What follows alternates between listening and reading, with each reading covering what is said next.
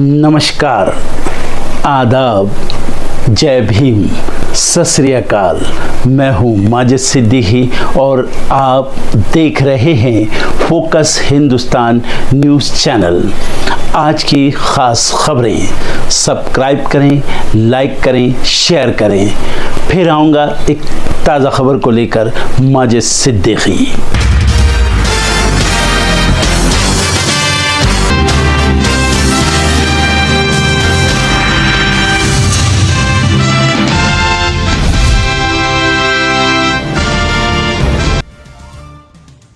RJD नेता तेजस्वी यादव का बयान, संघ प्रमुख मोहन भागवत से पूछा सवाल। बोले, भागवत बताए कोई दलित पिछड़ा अब तक क्यों नहीं बना संघ प्रमुख। दिल्ली चुनाव के लिए कांग्रेस ने चौथी लिस्ट की जारी। लिस्ट में 5 उम्मीदवारों के नाम, 5 फरवरी को होनी है वोटिंग। कांग्रेस नेता संदीप दीक्षित ने दाखिल किया नामांकन। नई दिल्ली सीट पर केजरीवाल के खिलाफ उम्मीदवार हैं संदीप दीक्षित। पूर्व सीएम शीला दीक्षित के बेटे हैं संदीप। नोट फॉर वोट का मामला, परवेश वर्मा के मामले में केजरीवाल का ट्वीट लिखा, डिस्क्वालीफाई होने की पूरी कोशिश कर रहे हैं वर्मा, लेकिन कार्रवाई नहीं कर रहा है चुनाव आयोग। मोहन भागवत के बयान पर दिग्विजय सिंह की प्रतिक्रिया। बोले, करोड़ों लोगों की भावनाओं का किया अपमान, सेनानियों की शहादत का भी किया अपमान। संजय सिंह ने की प्रेस कॉन्फ्रेंस, बीजेपी पर लगाया आरोप। बोले, ईडी का इस्तेमाल कर फिर केजरीवाल के खिलाफ साजिश रच रही है एजेंसी। किसानों का दिल्ली कूच का ऐलान, 21 जनवरी को रवाना होंगे 101 किसान। पंधेर बोले, मोदी के पीएम रहते बनवाएंगे एमएसपी कानून। राउज एवेन्यू कोर्ट ने सीएम आतिशी और संजय सिंह को जारी किया नोटिस। कांग्रेस नेता संदीप दीक्षित की शिकायत पर जारी किया नोटिस। दीक्षित ने मानहानि का मुकदमा किया था। प्रगति यात्रा पर नीतीश कुमार, खगड़िया में कई परियोजनाओं का किया शिलान्यास। बिहार चुनाव को लेकर यात्रा पर हैं नीतीश कुमार। कांग्रेस के नए मुख्यालय में हुई पहली मीटिंग। 15 जनवरी को हुआ था कांग्रेस के मुख्यालय का उद्घाटन। 9A कोटला रोड है मुख्यालय का नया पता। जो बाइडेन ने दिया विदाई भाषण, कहा अमेरिका में रईसों का दबदबा खतरनाक, कानून बदलना जरूरी ताकि राष्ट्रपति भी सजा से ना बच सके। अमेरिका ने 3 भारतीय परमाणु संस्थाओं से बैन हटाया। 20 साल से लगा था प्रतिबंध। अमेरिकी एनएसए ने परेशानियां दूर करने की बात कही थी। तुर्की के राष्ट्रपति एर्दोगन ने इजराइल को दी धमकी। इजराइल को सीरिया से अपनी सेना निकालने को कहा। अमेरिका को भी सीरिया से हाथ खींच लेने की कही बात। बस कुछ दिन और सेक्युलर देश रहेगा बांग्लादेश, संविधान में बड़े बदलाव के आसार, प्रस्ताव पेश। अडानी ग्रुप से पंगा लेने वाली हिंडनबर्ग रिसर्च कंपनी का शटर डाउन, फाउंडर ने किया बंद करने का ऐलान। अब बार बार नहीं भरना होगा टोल टैक्स, पास जारी करने पर विचार कर रही केंद्र सरकार। भारत मोबिलिटी ग्लोबल एक्सपो 2025 17 जनवरी से होगा शुरू। पहली बार 34 से ज्यादा कंपनियां गाड़ियां करेंगी पेश। इस बार फ्री में मिलेगी एंट्री। चैंपियंस ट्रॉफी के लिए भारत की possible squad one day world cup के 11 खिलाड़ियों का खेलना कंफर्म। सूर्य ईशान को रिप्लेस करना होगा। एक्टर सैफ अली खान पर चाकू से हमला, गंभीर हालत में मुंबई के लीलावती अस्पताल में कराया गया भर्ती।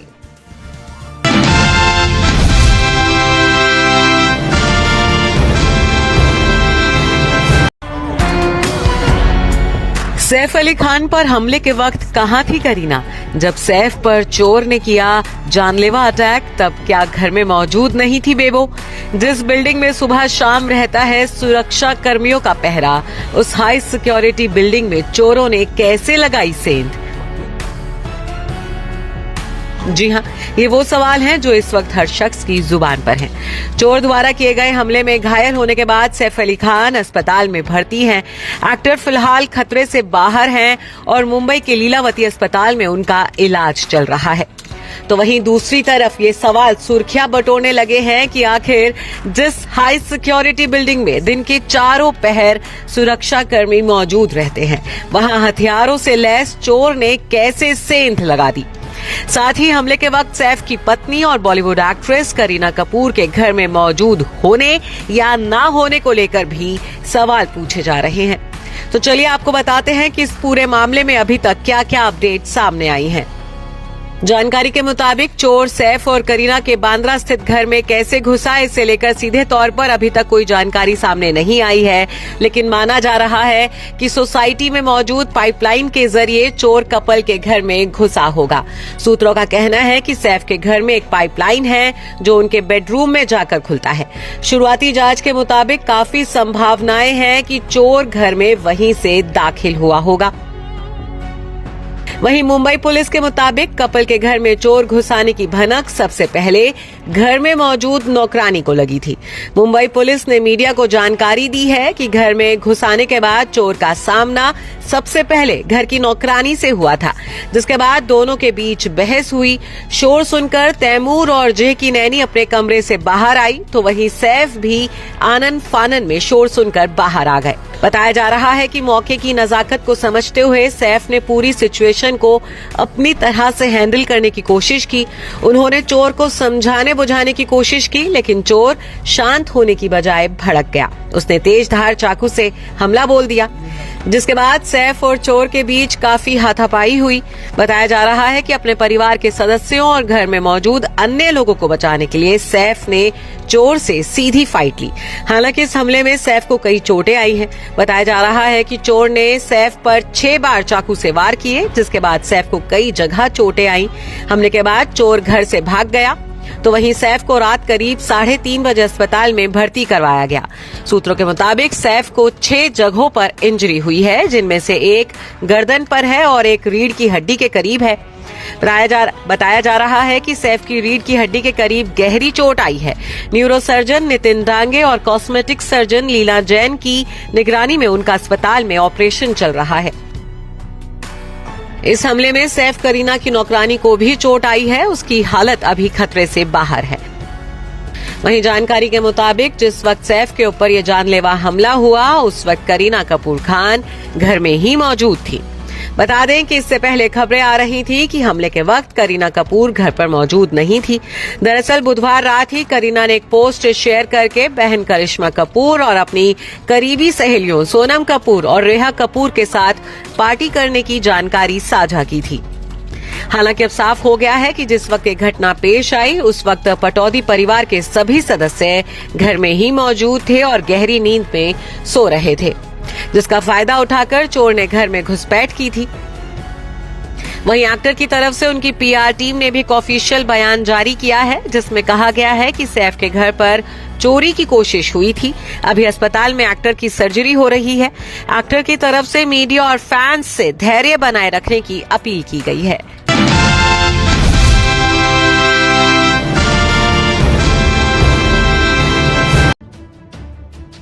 हरियाणा बीजेपी अध्यक्ष मोहनलाल बडौली और सिंगर रॉकी मित्तल पर हिमाचल के कसौली में दर्ज गैंगरेप के केस में नया मोड़ सामने आया है। आरोप लगाने वाली युवती की दोस्त और मामले में गवाह ने इस पूरे मामले की पोल खोल दी है। पंचकुला में मीडिया के सामने रेप लगाने वाली युवती की दोस्त सामने आई और उसने अपनी दोस्त के झूठ की पोल खोल दी। गवाह पूनम ने केस को झूठा बताया और बताया कि बेवजह इस मामले में उसे गवाह बनाया गया है। महिला ने बताया कि मैं आरोप लगाने वाली लड़की की सहेली हूँ, हम लोग सिंगर हैं और 7 जुलाई 2023 को मैं और मेरे फ्रेंड कसौली घूमने गए थे। मैं, मेरी दोस्त, उसके बॉस उसी रूम में थे। हमारी मुलाकात वहाँ सिंगर रॉकी मित्तल से हुई थी। मैं, मेरी दोस्त और हम एक ही रूम में थे। वहाँ कोई ऐसी किसी तरह की बात नहीं हुई। रेप का आरोप लगाने वाली युवती की दोस्त ने आगे बताया कि उसकी दोस्त और उसके बॉस अमित का कोई टिकट या चेयरमैन का मामला है, लेकिन इसके बारे में उसे कोई जानकारी नहीं है। मामले में गवाह ने यहाँ तक कह दिया कि वह मोहनलाल बडौली को जानती नहीं थी और न ही पहले उनको देखा था। आरोप लगाने वाली युवती की सहेली ने कहा कि मोहनलाल बडौली को मैंने होटल में नहीं देखा और मैं मोहनलाल से कभी नहीं मिली।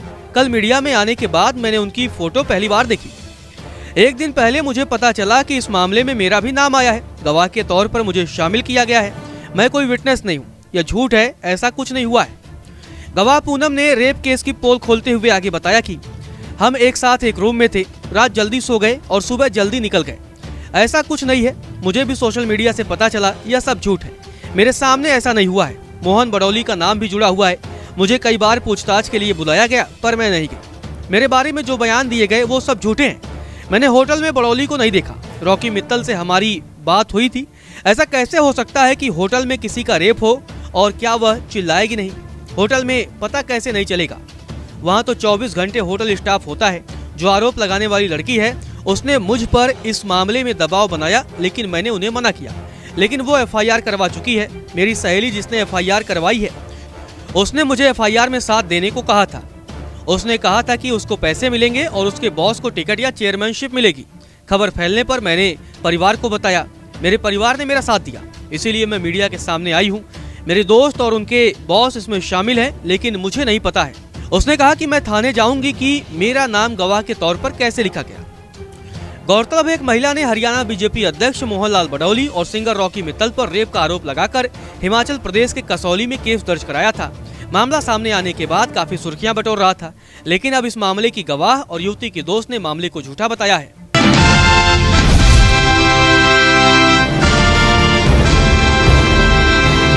सुप्रीम कोर्ट ने केंद्र की मोदी सरकार और चुनाव आयोग को नोटिस जारी कर जवाब मांगा है। बता दें कि 9 दिसंबर को पंजाब हरियाणा हाईकोर्ट की तरफ से चुनाव से जुड़ा डेटा निर्धारित शुल्क लेकर जो भी इसकी डिमांड करे उसे देने का आदेश चुनाव आयोग को दिया था। हाईकोर्ट ने यह फैसला सुप्रीम कोर्ट के वकील महमूद प्राचा की याचिका पर दिया था। अपने फैसले में हाईकोर्ट ने चुनाव आयोग को निर्देश दिया था कि प्राचा के मांगने पर 4 हफ्ते में उन्हें डेटा उपलब्ध करा दिया जाए, लेकिन सरकार ने चुनाव नियम ही बदल दिए। इसके खिलाफ कांग्रेस महासचिव जयराम रमेश ने सुप्रीम कोर्ट में याचिका दायर की, जिसमें उन्होंने कहा था कि चुनाव नियमों में किए गए बदलाव चिंता में डालने वाले हैं। नियम में ये बदलाव चुनावों की अखंडता को कमजोर करते हैं। संशोधन महत्वपूर्ण सूचनाओं तक जनता की पहुंच को प्रतिबंधित करते हैं, जिससे चुनावी प्रक्रिया की पारदर्शिता खत्म हो जाती है। दरअसल केंद्रीय कानून मंत्रालय ने दिसंबर में भारत के चुनाव आयोग की सिफारिश पर चुनाव नियम 1961 के नियम 93(2)(a) में संशोधन किया था। संशोधन उन दस्तावेजों को सीमित करता है जो सार्वजनिक निरीक्षण के लिए खुले हैं, विशेष रूप से सीसीटीवी फुटेज, वेबकास्टिंग वीडियो और उम्मीदवारों की रिकॉर्डिंग जैसी इलेक्ट्रॉनिक सामान तक एक्सेस को प्रतिबंधित करता है।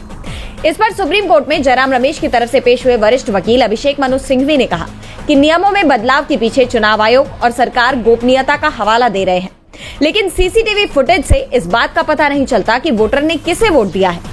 इससे पहले जयराम रमेश ने सवाल उठाते हुए कहा था कि चुनाव आयोग एक संवैधानिक बॉडी है जिस पर स्वतंत्र और निष्पक्ष चुनाव कराने की जिम्मेदारी है।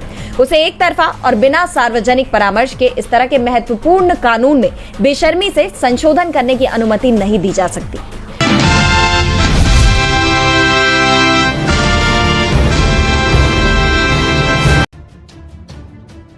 देश की सबसे पुरानी और मुख्य विपक्षी पार्टी कांग्रेस को अपना नया ठिकाना मिल गया है। पार्टी का पता बदलकर अब 9A कोटला रोड हो गया है। ऐसा इसलिए क्योंकि 46 साल बाद अब कांग्रेस पार्टी ने अपना हेडक्वार्टर बदल लिया है। पार्टी के सारे काम अब इसी नए हेडक्वार्टर से होंगे। पार्टी ने अपने इस नए ऑफिस का नाम इंदिरा भवन रखा है। कांग्रेस संसदीय दल के नेता और कांग्रेस की पूर्व अध्यक्ष सोनिया गांधी ने कल यानी बुधवार 15 जनवरी को फीता काटकर इसका औपचारिक उद्घाटन किया है। वहीं इस 5 मंजिला इमारत में कई ऐसी खास बातें हैं जिनके बारे में जान आप हैरान हो जाएंगे। और साथ ही ये भी कहा जा रहा है कि इस बिल्डिंग के वास्तु से लेकर तमाम चीजों को प्रियंका गांधी ने बखूबी जांचा और परखा है, और यहाँ तक कि कौन सी दीवार पर किसकी तस्वीर लगेगी ये भी उन्हीं ने डिसाइड किया है। कांग्रेस सूत्रों के मुताबिक पार्टी महासचिव और वायनाड से सांसद प्रियंका गांधी ने इंदिरा भवन को सजाने, संवारने और उसकी इंटीरियर डिजाइनिंग में प्रमुख भूमिका निभाई है। उन्होंने इस बिल्डिंग के आर्किटेक्ट के साथ मिलकर इस दफ्तर को अंतिम रूप देने में काफी मेहनत की है। बात चाहे नक्शे को अंतिम रूप देने की हो या बिल्डिंग के रंग रोहन की या 5 मंजिला इमारत में किस फ्लोर पर किसकी तस्वीर कहाँ लगेगी, ये तय करना रहा हो, प्रियंका गांधी ने सभी फैसलों में अहम भूमिका निभाई है। पार्टी सूत्रों के मुताबिक प्रियंका गांधी ने इंदिरा भवन के फर्नीचर से लेकर पर्दे का चुनाव और फोटो के चयन में भी काफी मशक्कत की है। पूरी बिल्डिंग में तस्वीरों के जरिए कांग्रेस के इतिहास को उकेरा गया है। इंदिरा भवन की दीवारों पर जिन नेताओं की तस्वीरें लगाई गई हैं, उनमें गांधी परिवार से मतभेद रखने वालों से लेकर पार्टी छोड़कर जाने वाले नेताओं तक को शामिल किया गया है। इनमें नरसिम्हा राव, सीताराम केसरी, प्रणब मुखर्जी और गुलाम नबी आजाद सरीखे नेताओं को भी तरजीह दी गई है। साथ ही इस नए हेडक्वार्टर की खासियत की बात करें तो ये नया कार्यालय 5 मंजिला होगा। हर मंजिल में पदाधिकारियों के अलग अलग बैठने की व्यवस्था की गई है। पूरे कार्यालय को आधुनिक सुविधाओं से लैस किया गया है। कार्यालय में अध्यक्ष के लिए विशेष कमरा तैयार किया गया है। इसके अलावा इस बिल्डिंग में प्रेस कॉन्फ्रेंस के लिए अलग से हॉल बनाया गया है। महासचिवों के लिए अलग अलग कमरे बनाए गए हैं। साथ ही नए भवन में एक संग्रहालय यानी म्यूजियम भी होगा, जो भारतीय वास्तुकला का अनूठा नमूना होगा। इसमें पार्टी के इतिहास से वर्तमान तक के सफर को दिखाया गया है। इसके साथ ही इस नए हेडक्वार्टर में सुरक्षा को काफी महत्व भी दिया गया है। वहीं इसके साथ ही इस नए इंदिरा भवन का एक वीडियो पोस्ट करते हुए कांग्रेस पार्टी ने सोशल मीडिया साइट एक्स पर लिखा कि इंदिरा भवन लोकतंत्र, राष्ट्रवाद, धर्मनिरपेक्षता, समावेशी विकास और सामाजिक न्याय की नींव पर बना कांग्रेस का नया मुख्यालय है। कांग्रेस के 140 साल पुराने गौरवशाली इतिहास को खुद में सजोए यहाँ की दीवारें सत्य, अहिंसा, त्याग, संघर्ष और देश प्रेम की महागाथा बयां कर रही हैं। कांग्रेस एक नई ऊर्जा, एक नए संकल्प और एक नए विश्वास के साथ भारत के उज्जवल भविष्य को गढ़ने, लोगों की भागीदारी सुनिश्चित करने और न्याय का परचम लहराने के लिए तैयार है। मैं आपको बता दें कि कांग्रेस का हेडक्वार्टर 46 साल पहले 24 अकबर रोड पर बना था। इमरजेंसी के बाद हुए चुनावों के बाद 1978 की शुरुआत में कांग्रेस ने इस भवन को अपना मुख्यालय बनाया था। कांग्रेस के नए मुख्यालय का उद्घाटन 2009 में सोनिया गांधी ने किया था, लेकिन उस वक्त आर्किटेक्ट के साथ मिलकर इसे बनवाने वाले अहमद पटेल और मोतीलाल वोरा का अब देहांत हो चुका है। साथ ही खास बात ये भी है कि देश की दो बड़ी पार्टियों यानी कांग्रेस और बीजेपी के हेडक्वार्टर अब बेहद करीब हो गए हैं। कांग्रेस का नया मुख्यालय जहां पर है, वहां पास ही दीनदयाल उपाध्याय मार्ग पर भाजपा का मुख्यालय भी है। मुख्यालय का पता दीनदयाल उपाध्याय मार्ग न हो, इसलिए कांग्रेस ने मुख्यालय का गेट कोटला मार्ग की तरफ खोला है और अथॉरिटी से पता बदलवा कर 9A कोटला मार्ग करा लिया है।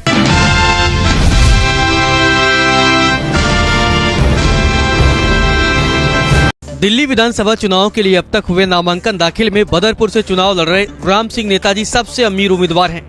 आम आदमी पार्टी ने उन्हें चुनावी मैदान में उतारा है। 2020 के चुनाव में राम सिंह नेताजी दूसरे सबसे अमीर उम्मीदवार थे, लेकिन इस चुनाव में अब तक वह सबसे अमीर उम्मीदवार हैं। चुनाव आयोग में दाखिल हलफनामे के मुताबिक राम सिंह नेताजी के पास वर्तमान में कुल 87 करोड़ रुपए से ज्यादा की संपत्ति है। 2020 में उनके पास 74 करोड़ की संपत्ति थी। 2015 में राम सिंह नेताजी के पास 71 करोड़ रुपए की संपत्ति का ब्यौरा उन्होंने पेश किया था। आपको बता दें, राम सिंह नेताजी की ओर से दी गई जानकारी के मुताबिक उनके और पत्नी के पास कुल 29 करोड़ रुपए की चल संपत्ति है। इनमें राम सिंह के पास 11 करोड़ 59 लाख रुपए की चल संपत्ति है, तो उनकी पत्नी के पास 17 करोड़ 54 लाख रुपए की चल संपत्ति है।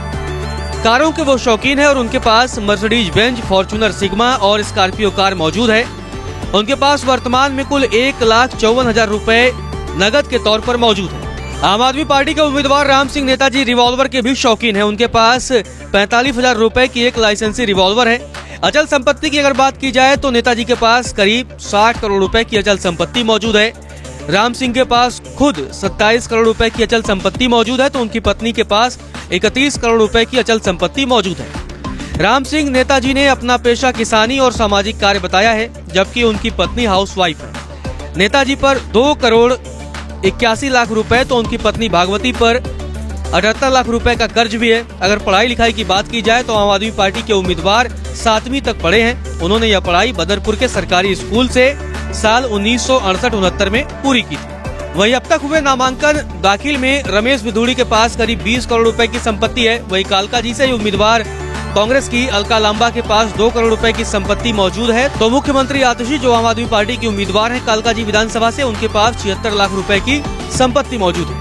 आपको बता दें, गुर्जर समुदाय से ताल्लुक रखने वाले राम सिंह नेताजी बहुजन समाज पार्टी और कांग्रेस में भी रह चुके हैं। 2020 के चुनाव से पहले वे आम आदमी पार्टी में आए थे। 2020 में आम आदमी पार्टी ने उन्हें बदरपुर सीट से उम्मीदवार बनाया था, लेकिन उन्हें हार का सामना करना पड़ा था। आपको बता दें कि राम सिंह नेताजी 1993 में पहली बार कांग्रेस के टिकट पर बदरपुर से चुनावी मैदान में थे। इस चुनाव में वह दूसरे नंबर पर रहे, जबकि 2013 और 2015 में वे कांग्रेस के सिंबल पर उतरे, लेकिन जीत नसीब नहीं हुई। इसके बाद 2020 में उन्होंने आम आदमी पार्टी का दामन थाम लिया था, लेकिन उस चुनाव में भी उन्हें हार का सामना करना पड़ा था और एक बार फिर से आम आदमी पार्टी ने उन्हें बदरपुर सीट से अपना उम्मीदवार बताया है। अब देखना दिलचस्प होगा इस बार उन्हें जीत नसीब होती है या नहीं।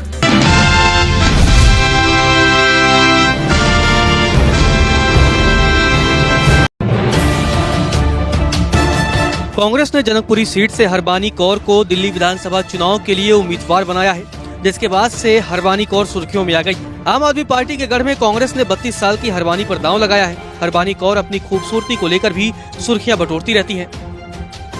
हरबानी सम्राट परिवार से ताल्लुक रखती हैं और पिछले 6 सालों से सामाजिक कार्यों में लगातार एक्टिव हैं। तमाम कार्यक्रमों में वो शिरकत करती हैं और लोगों के बीच मदद लेकर भी पहुंची रहती हैं। लंबे समय से वह कांग्रेस से भी जुड़ी हुई हैं और उनका अपना बिजनेस भी है। पंजाबी परिवार से ताल्लुक रखने वाली हरबानी कौर अपने सोशल मीडिया पेज पर अपने सामाजिक कार्यों से लेकर अपने फैशन से जुड़े वीडियोस और फोटोज भी शेयर किया करती हैं। हरबानी कौर लगातार सेवा कार्य में हिस्सा लेती रहती हैं। उनका एक वीडियो सोशल मीडिया पर भी खूब वायरल हुआ था, जिसमें वह एक मरीज की सेवा करती हुई दिख रही थी। इसके अलावा सोनिया गांधी के साथ भी उनकी एक तस्वीर खूब वायरल हुई थी। जब सोनिया गांधी एक गुरुद्वारे पहुंची थी, इस दौरान हरबानी कौर उनके साथ थी। गौरतलब है, जनकपुरी एक सामान्य सीट है जहां 2020 में आम आदमी पार्टी ने जीत हासिल की थी। हरबानी जनकपुर में लगातार एक्टिव हैं। वह जनता के बीच लगातार जा रही हैं और जनसंपर्क कर रही हैं। लोगों के बीच जाकर वो वोट मांग रही हैं और कांग्रेस को जिताने की अपील कर रही हैं। वहीं सोशल मीडिया पर वह लगातार जनसंपर्क की अपनी तस्वीरें भी साझा कर रही हैं। अब देखना दिलचस्प होगा कि क्या हरबानी कौर जनकपुरी सीट से जीत पाती हैं या नहीं।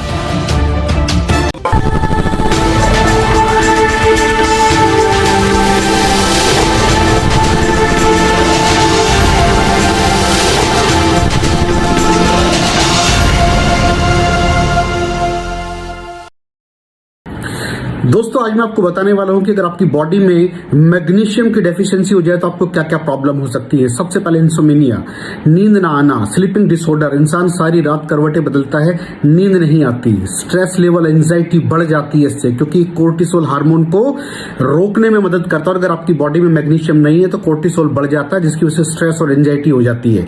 मूड स्विंग्स, इंसान को पता नहीं चलता उसके मूड स्विंग्स होते हैं, थोड़ी थोड़ी देर में गुस्सा आना, थोड़ी थोड़ी देर में चिड़चिड़ापन होना, क्योंकि ये सेरोटोनिन हार्मोन को बढ़ने में मदद करता है। अगर आपकी बॉडी में less magnesium is equal to less serotonin, और सेरोटोनिन हैप्पीनेस का हार्मोन है। अलावा इसके ये फटीग को भी कम करता था। अगर आपकी बॉडी में मिनरल डेफिशिएट है, अगर आपकी बॉडी में मैग्नीशियम नहीं है तो आपको थकावट बहुत जल्दी फील होगी, जरा सा काम करती है आपकी बॉडी थक जाएगी। पुअर डाइजेस्टिव सिस्टम, ये डाइजेस्टिव सिस्टम को भी मैनेज करने में बड़ा शानदार प्ले करता है। और अगर इसकी डेफिशिएंसी है तो कॉन्स्टिपेशन, डायरिया जैसी प्रॉब्लम हो जाती है। माइग्रेन, बहुत खतरनाक प्रॉब्लम है माइग्रेन। अगर डेफिशिएट है आपकी बॉडी मैग्नीशियम से तो आपको माइग्रेन की प्रॉब्लम भी हो सकती है। ब्लड प्रेशर, अगर आपकी बॉडी में मैग्नीशियम कम है तो आपको ब्लड प्रेशर की प्रॉब्लम हो सकती है। इरेगुलर हार्ट बीट, ये हार्ट बीट का बढ़ जाना, कम हो जाना, बढ़ जाना, कम हो जाना, मैग्नीशियम डेफिशिएट होने की निशानी है। ऑस्टियोपोरोसिस, बोन हेल्थ वीक हो जाती है, क्योंकि आपकी बॉडी का 60% जो मैग्नीशियम है वो आपकी बोन्स के अंदर होता है। अगर आप बाहर से मैग्नीशियम नहीं ले रहे हैं तो आपकी बॉडी जो है वो हड्डियों में से लेना शुरू कर देती है, जिसकी वजह से ऑस्टियोपोरोसिस की प्रॉब्लम भी हो सकती है, आपकी हड्डियां कमजोर हो जाती हैं। और मसल क्रैम्पिंग, मसल क्रैम्प, नस पे नस का चढ़ जाना, मसल्स पे अकड़ जाना, बिल्कुल चलना मुश्किल हो जाता है। तो मसल क्रैम्पिंग भी तभी होती है जब आपकी बॉडी में मैग्नीशियम की डेफिशिएंसी हो। और दोस्त, हमारे यहाँ 90% से ज्यादा लोग मैग्नीशियम डेफिशिएंसी के शिकार हैं। कहां से मिलेगा मैग्नीशियम, कितनी मात्रा में लें, किस क्वालिटी का लें? तो उसका जवाब है वेस्टीज प्राइम CMD। इसके अंदर आपको भरपूर मात्रा में मैग्नीशियम मिलेगा, आपकी सारी प्रॉब्लम सॉल्व हो जाएगी। Thank you so much. दर्शकों, देख लिया आपने हमारे वीडियो को। हमें खुशी होगी कि आपने हमारे न्यूज़ को लाइक किया और दूसरों को शेयर किया। अगर अभी तक हमारे चैनल फोकस हिंदुस्तान को सब्सक्राइब नहीं किया है तो तुरंत सब्सक्राइब करें, कमेंट करें और बेल आइकॉन को प्रेस करें। हम हाजिर हैं खबर के लिए।